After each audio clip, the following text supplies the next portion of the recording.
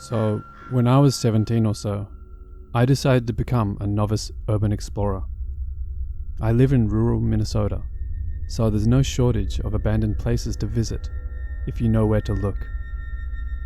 Anyway, my boyfriend at the time lived in a tiny community just north of Northern, Minnesota, which had a 2-story house that had been abandoned for about 10 years. The story was, a tree fell onto the side of the house during a storm, and the guy didn't want to pay for the repairs and just left. I talked to my boyfriend about exploring the place, but since there was a convenience store right across the street, to evade detection, he pointed out we had to go at night. So we set our time to explore on Friday the 13th of that year, 2013. The crew we had was me, my boyfriend, and 3 other guys. While my boyfriend and I were waiting for our friends, we got a call from them saying that the front wheel straight up spun off their car and they needed a ride. I'm not a particularly superstitious person, but it kinda seemed odd to me, seeing as the driver took really good care of his car. It was around 10 PM, and my boyfriend parked his car on a dirt road, about a quarter mile away from the house. We hiked in and decided to look in the backyard first. It was really overgrown with waist-high prairie grass, and was generally uneventful, until we looked into the back windows of the house. One of them seemed to go into a pantry, where there was still canned food on the shelves. The door to the pantry was open, and from there, we could see a full set of living room furniture, couches and all. This kinda leaves me to disbelieve the whole "he left because of a fallen tree" thing. It seems like the guy who lived there left in a hurry. Our original plan was to go in through the back door, but it was locked with some industrial grade shit. We went around to the front of the house, which had a screen-enclosed porch. Thankfully, that was unlocked, and we were able to look around the porch area. Knee-high stacks of Life magazines were absolutely everywhere. Some of them dating as far back as the 80s, weather-worn and chewed through by animals. After fooling around in there for about 10 minutes, we decided to embark inside. Naturally, being a 17-year-old girl in a group of 19-year-old guys, I was elected the one to open the door. But once I put my hand on the doorknob, I heard a noise from the other side of the solid oak door.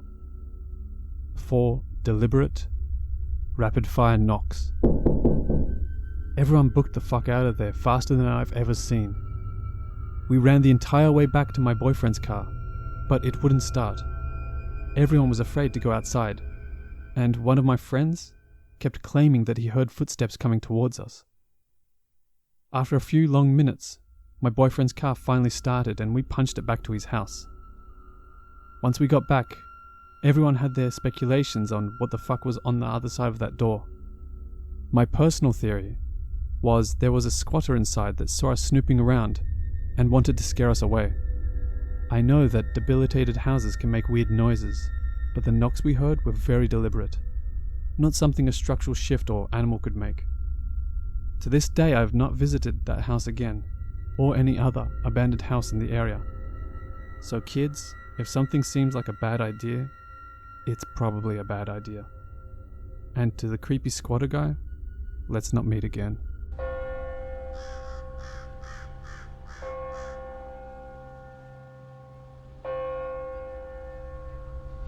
There's an abandoned and boarded up World War II fort in the southern part of Belgium that we often sneak into with the scouts. Getting there requires scaling a sheer wall where we've placed anchoring points for ropes and climbing gear next to a relatively busy road, so you're being super quiet, making no light, and cowering every time a car passes by so they don't spot you in their headlights. The atmosphere is set. The moment you enter it, it's like diving into water. Sound stops, and the entire place is at a constant 14 degrees Celsius, with a slight breeze passing through. The tunnel is barely large enough for me, a slightly broader than the average person, to pass through without turning my body sideways. The tunnel is just about high enough to work up a decent gait while hunched over. If someone ahead of you blocks the passage for a moment, the breeze stops and it feels like the entire tunnel network takes a breath. Because of the way the tunnels are constructed, they echo in such a way that your footsteps seem to be coming from behind you. They also seem to take one more step than you do when you stop. Of course, we don't allow the guys and gals to take any source of light in there, so it's pretty scary overall. So I'm in there, posted at a side passage to ensure everyone takes the same path and doesn't get lost. I go in first, before any of the other climbers arrive, so they don't know there are any friendly faces to help them out. I'm in there for a while, just waiting for the first one to come by, when I see a dancing little light coming down a long hallway. I quietly settle back into my nook and wait for whoever was smart enough to hide some matches. The light quietly bobs closer when I realize there aren't any footsteps accompanying it.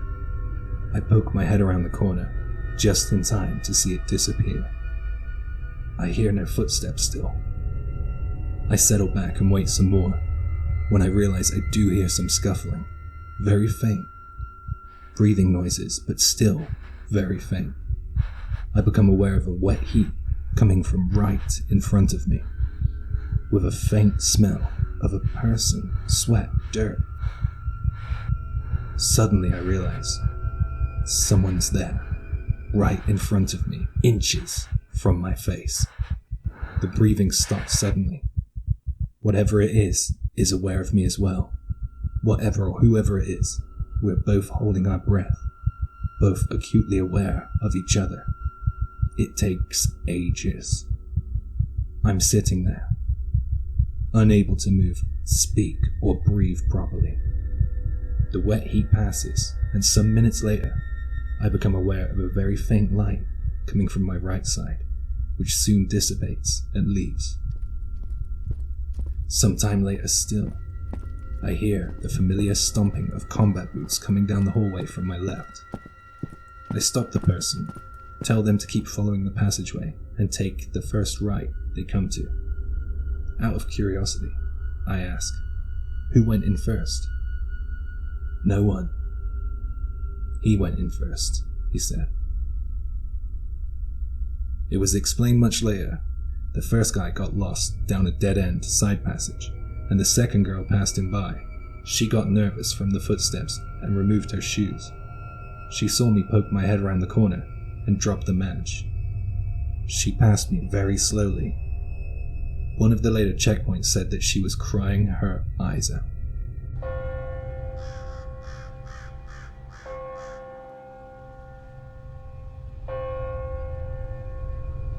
Back in college, my friends and I got into the habit of exploring abandoned buildings. We've seen some incredible places and have gotten some pretty cool souvenirs. I don't really condone taking stuff from buildings, but if it's about to be torn down and contractors have taken out everything they deem to be worth something, then I'll gladly take that depression glass they left behind. I digress. It's a small group of friends that goes exploring with me, and I love introducing new people to it. A friend of mine had asked me on several occasions if I could take him somewhere, because he never went exploring before. I decided to take him to an old paper factory that didn't have much inside, but had an absolutely beautiful view of the city from the roof. Also, it was incredibly easy to get in and out of. We went with a few other people, but two of my friends had decided to wait outside for us since they had been in the building a few too many times to find it interesting anymore. As we went to climb inside, a drunk couple came out. Not unusual, a lot of people use the building to smoke, drink or paint in. And we asked if there were many people inside. They said they thought it was mostly empty, but they heard someone banging around a few floors up that startled them out. They said he sounded angry and maybe we should avoid the roof. Since we weren't going there to drink or anything, the roof was our only goal. We decided we'll take our chances and head up. After all, it's a massive building, and we didn't think we would run into the guy. We walk up 10 flights of stairs and then climb the ladder to the roof. My friend is impressed, and the view is awesome. As we were about to head back out, my friend waiting on the street calls us. He says that a man has passed out in the street, and the two of them pulled him out of the way of traffic and called an ambulance for him.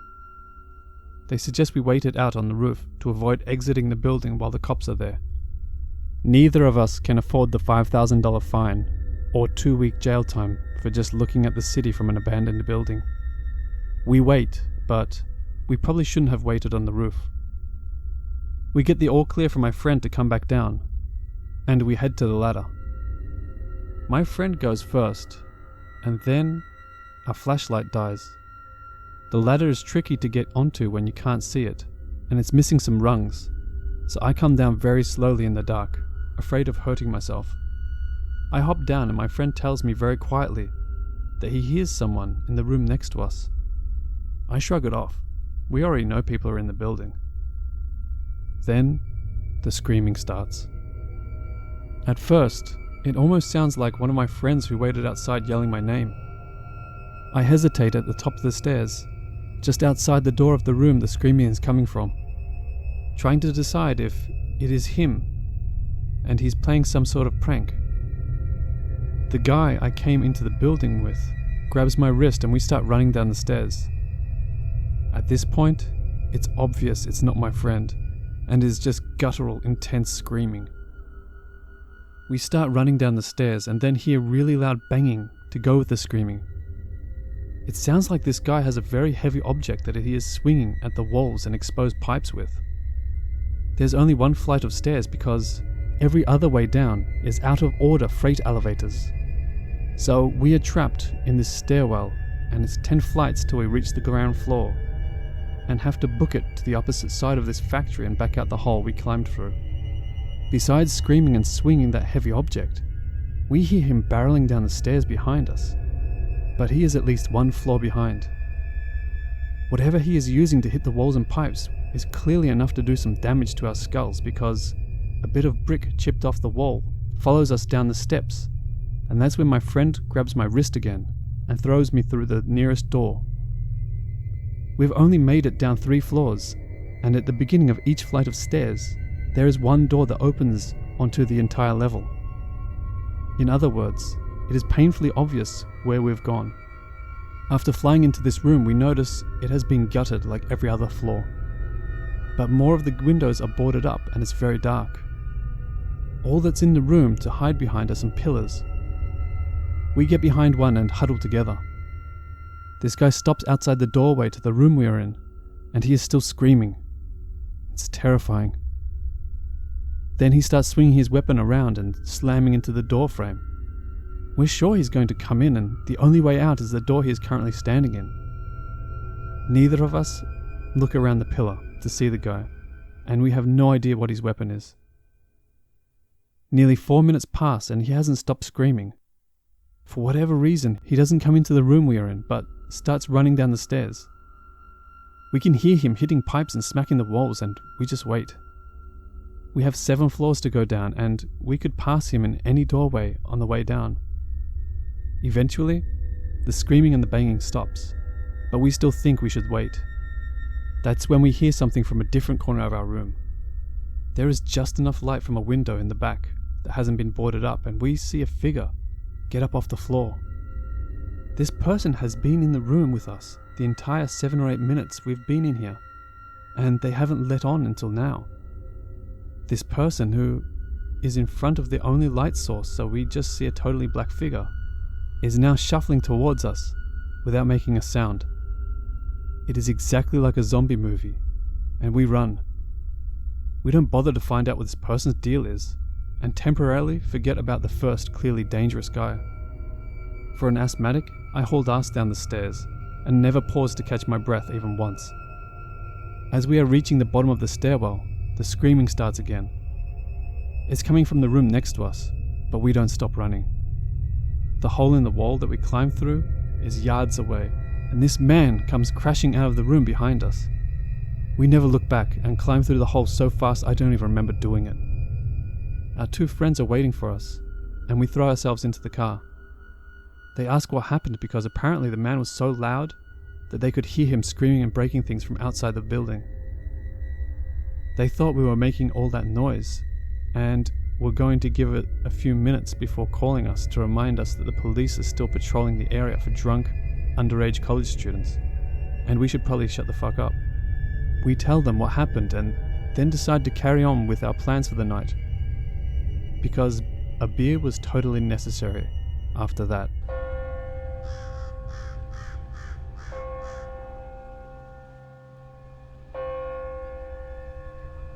So I was maybe 13 or 14, and of course, very stupid.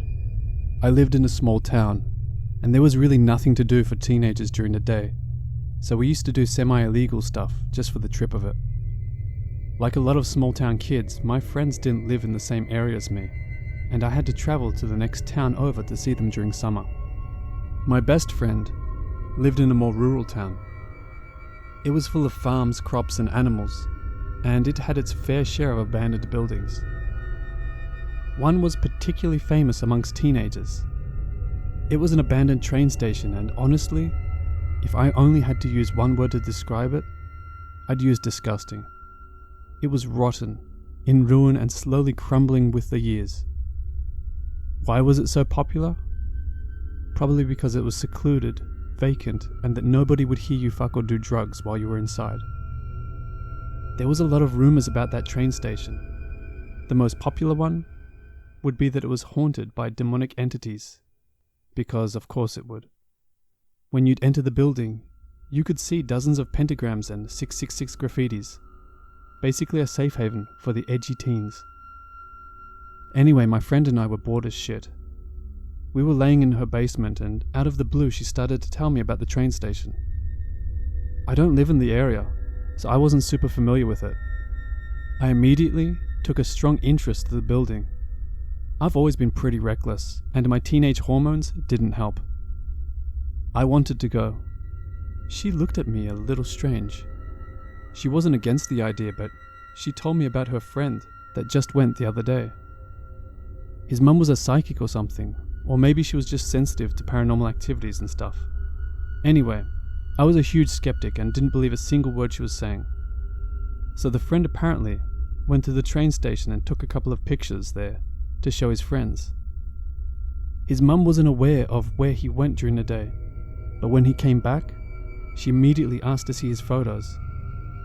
She rummaged through it and found the pictures, then she proceeded to delete them all. She told him that she wasn't mad, but he shouldn't mess with the things that lived in the station. Basically, you couldn't take pictures of the spirit, or whatever it was in the building would follow you home. As I said earlier, I didn't believe a single word she was saying. I thought it was just a way of keeping the kids out of the place because it was frankly illegal to frequent. Of course, the story encouraged my stupid brain even more to visit the place. I was literally so excited. I wanted to see what the hype was all about. So we walked to the station. It took a while. She lived way up north somewhere in the forests. When we arrived there, I was immediately drawn to the building.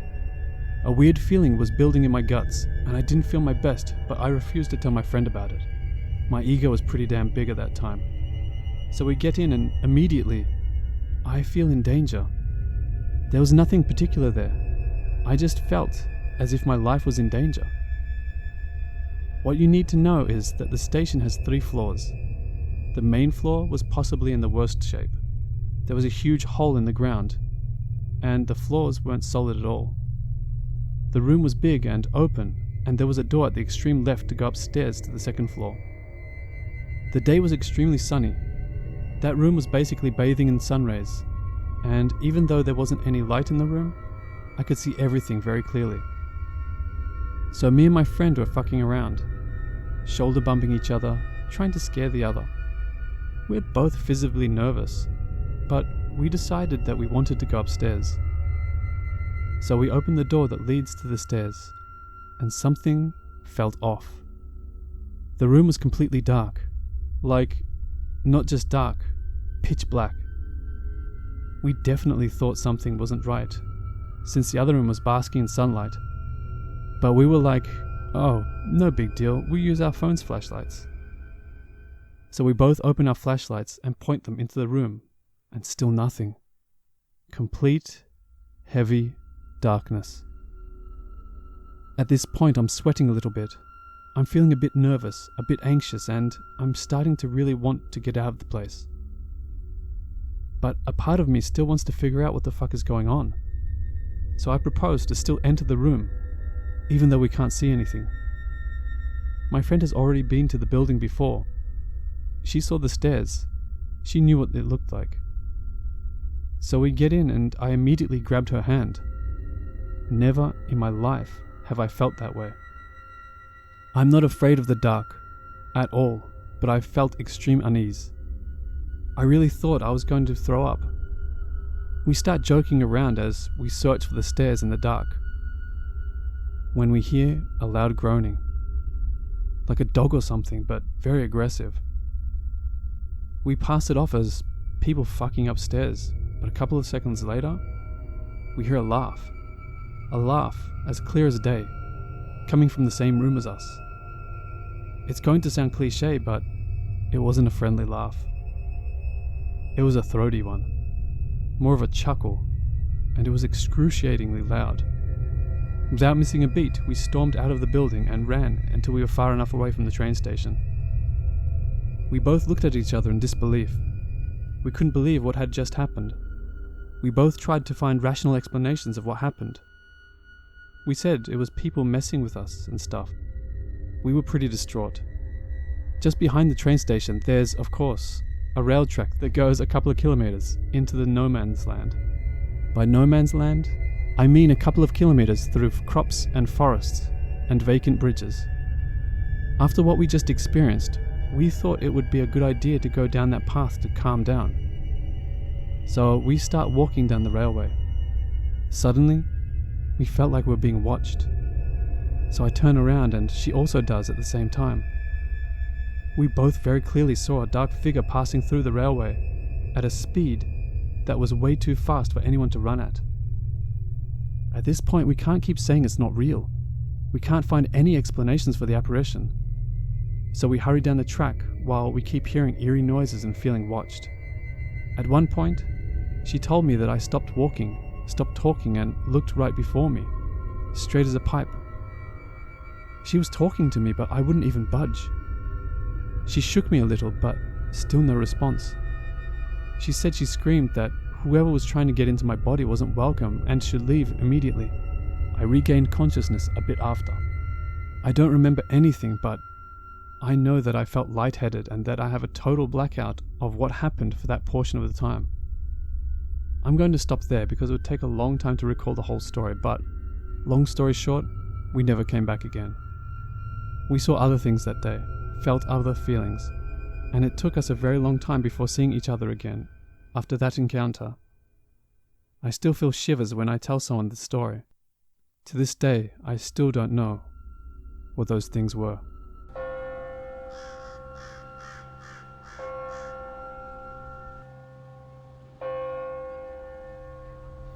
I work for one of the big electricity and gas providers in the Netherlands. We swap out old gas and electricity meters and place in new ones, rather than doing maintenance to the installations at homes and businesses. Of course, it comes with dangers like gas leaks, where you have to evacuate, and illegal cannabis factories. We work close with police and firefighters, so I do feel safe in general, but that changed on the 4th of February 2019.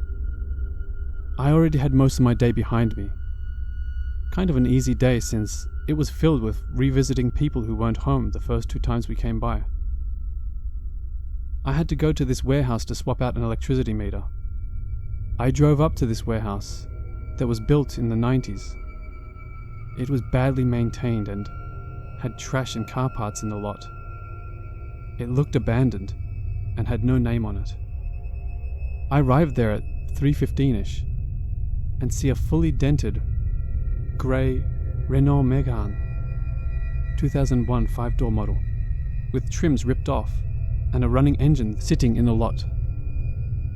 I checked the lot number to see if it was the right address and pulled up to the building.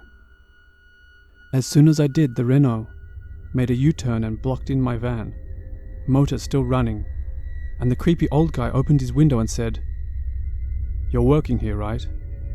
I just saw the guy in there. Just walk through the first door on the right and you can walk right in. He's waiting." I walked to the right side of the building, with the guy watching my every move still in the car, still blocking in my van. inching forward slowly to see if I entered the door. At the time, I thought it was just a senile old man, and shook it off because we came across a lot of crazies. I enter the door, get into a hallway, shout my company name and the work I'm going to do, but no response. I look to the right and see no one in the small corridor. I look through the door in front of me, but see nothing but a dusty warehouse with Chinese boxes and a funky smell. I walk outside again as I hear the old man drive away and try a door further to the back. I knock, and this rather nervous, unsettling 40-something-year-old man opens up the door to the dark hallway he was waiting in. He said, "You're here. Let me show you where you have to work," and shows me an electricity meter that doesn't match my assignment. I ask him if there's a second one, maybe in the front of the building. He pauses a moment, as he said, "Oh, we are under construction now." It didn't make sense, but he walked me to the front, where we walked past the poorly lit room, with a shelf that had some rancid-looking meat hanging on it in strips, and continues to the room where I first entered. He opens up this door, where the utilities are, and sure enough, it's the right electricity meter. I start unpacking my tools as the guy starts calling someone. Halfway throughout the preparation of the swap, I noticed the red substance on the switch box. It was blood. Old blood, no doubt. Still, I wasn't shocked. Sure, it was nasty, and the place was a bit creepy, but for all I knew, it could have been a butcher that worked there since I saw meat, even though nothing in there made sense. So the guy on his phone walks off into the building as I shut off the power and swap the electricity meter, and turn the power back on. I fill in some basic administration and suddenly I have to use the toilet. So I enter the stall, and as I'm about to turn on the light, I notice blood on the switch, so I didn't touch it and peed in the dark. As I finish and I'm looking around for a sink, I notice all the doors had tiny blood spatters and fingerprints on them. At this point, I was getting uneasy, but took pictures for my colleagues so we could laugh about it later. So I leave the restroom to find the owner to get out of there faster. I walk into the storage with Chinese boxes as I see a piece of cardboard drenched in old metal-smelling blood. It was sickening, but I took a picture of it because it was unbelievable if I didn't have proof. So I walk through these dirty curtain doors and the smell, the blood, the entire floor full of dried up blood, the walls covered in blood spatters. It wasn't a tiled room, it was concrete, at least the walls were. It was like walking into a scene out of Saw. It might have been a second that I saw the room, but hell no. I stormed out with my toolbox, forgetting half my administration inside, and I sped out. I called my boss, explained the situation and showed the pics, and we decided to keep our mouths shut and not report it because we didn't know what I ran into and how fucked up these people might be. I got myself a coffee quickly because the smell and the copper metal taste of the blood was in my mouth. I've dealt with hoarders and houses covered in shit, but I'd rather do that for a full week than ever go back to a horror place like that ever again.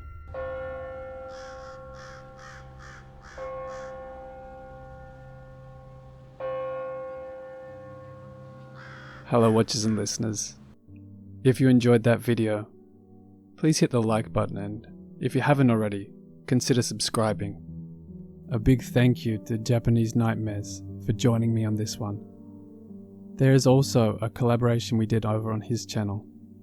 I suggest you go check it out, and subscribe to his channel if you enjoy his stuff. Personally, I'm a fan of his stuff. I really enjoy his videos, and look forward to the next one. I know that last one wasn't quite urban exploration or abandoned place, but it did have an abandoned places vibe, so I decided to include it anyway.